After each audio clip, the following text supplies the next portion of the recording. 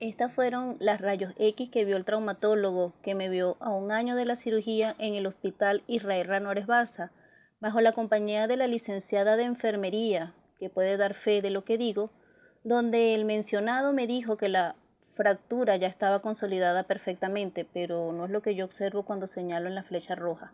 Además, extrañamente, no ameritaba cirugía en ese momento para sacar los alambres. Le pregunté por qué mi rótula era saltarina y virola, desde mi perspectiva, y me dijo que era normal. Hoy día, que he estudiado varios libros de traumatología, específicamente de rodilla, y estudiar mi propio caso, sé que estaba errado. Lo que no sé son los motivos de su error garrafal en un traumatólogo de tanta experiencia. Extraño veo hoy día que, habiendo sido operada en el hospital, dicha evaluación se hizo sin historia clínica. Yo veo una rótula alojada hacia lo medial, que no corresponde a una variedad anatómica porque los síntomas aparecieron después de la cirugía y en medicina no evaluamos solo exámenes si no tomamos en cuenta el examen físico del paciente y sintomatología tenía.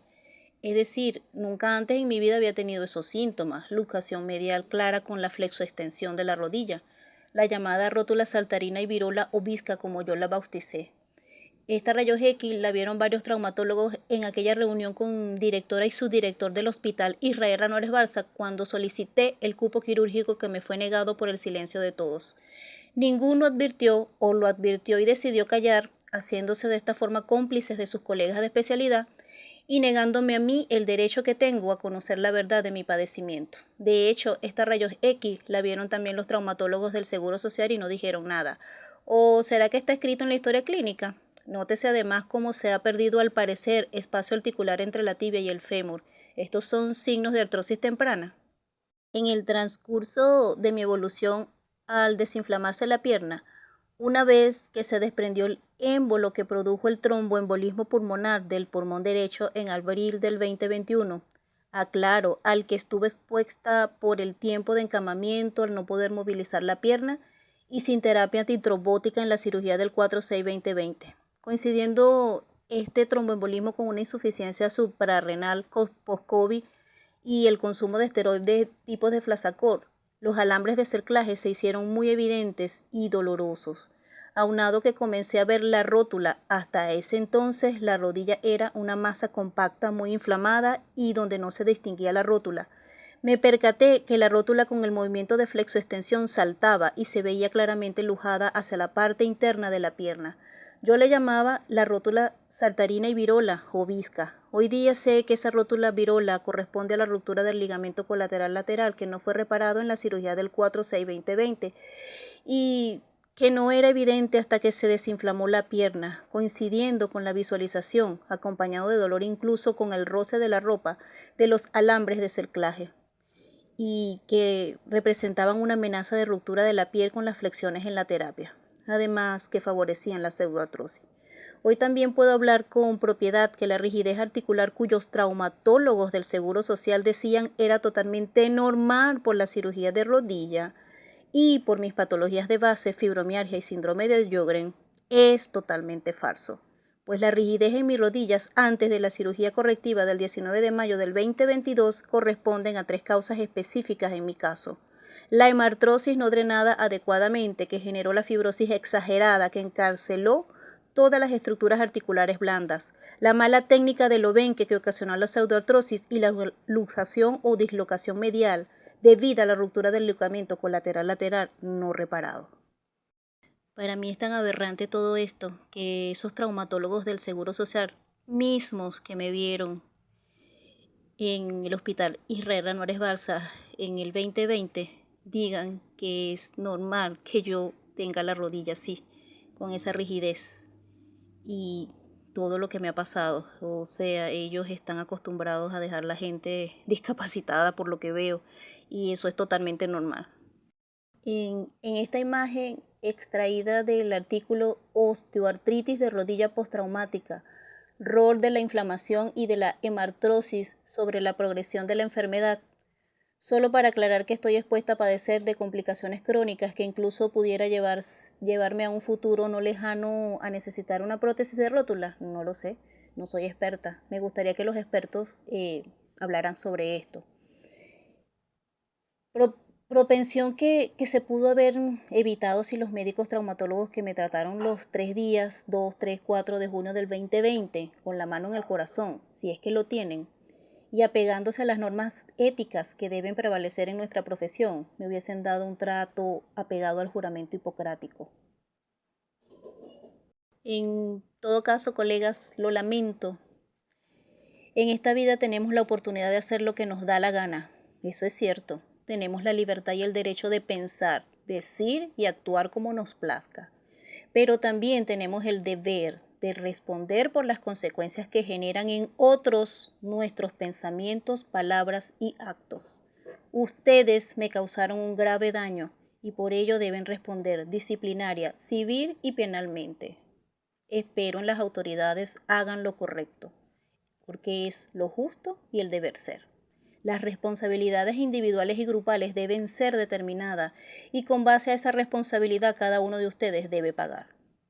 Este es un artículo que habla de la artritis postraumática, el mecanismo patogénico y rol de la inflamación. Vean que está en la fase inmediata la hemartrosis involucrada y me imagino que la resolución espontánea en horas a días es esperable en los pacientes que son bien manejados, donde se prevén con base a sus patologías de base las evaluaciones y tratamiento que requieren, y sobre todo donde se drena la hemartrosis.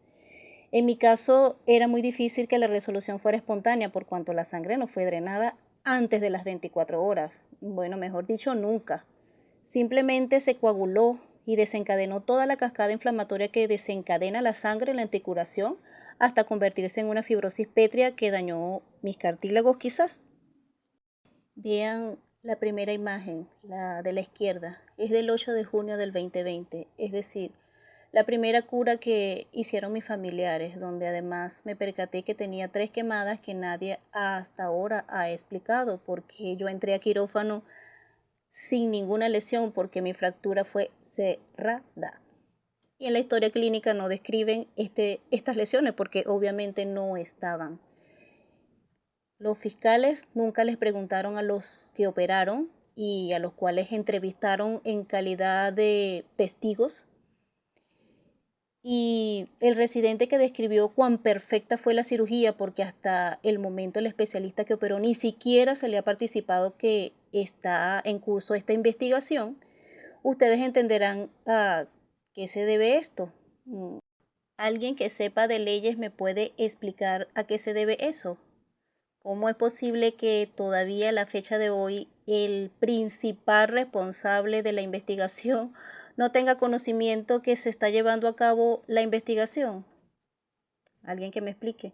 Yo les puedo decir mi hipótesis. Quizás es para que el día de mañana él tenga una justificación de no responder, ya que se le violó el debido proceso. ¿Será? Y bueno, la segunda imagen o imagen de la derecha es del 21 de junio. Puede corroborar que es más antigua por la evolución de las quemadas y de la cicatriz.